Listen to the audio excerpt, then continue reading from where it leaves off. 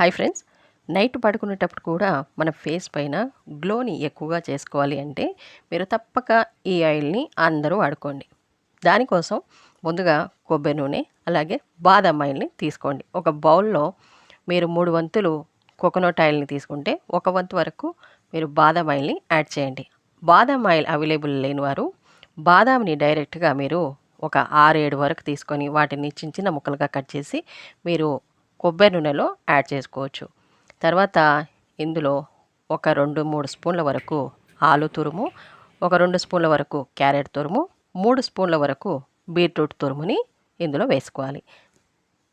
ఇవన్నీ పచ్చిపోయేంత వరకు ఆయిల్లో బాగా మరిగించుకొని వేరే ఒక బౌల్లో స్ట్రెయిన్ చేసుకోవాలి. ఈ ఆయిల్ని నైట్ పడుకునే ముందు 2-3 చుక్కల్ని మీ ఫేస్ పైన అప్లై చేసుకోవాలి. మార్నింగ్ మీరు ఫేస్ వాష్ చేసుకోవచ్చు. ఇలా ఈ ఆయిల్ని రెగ్యులర్గా వాడడం వల్ల ఫేస్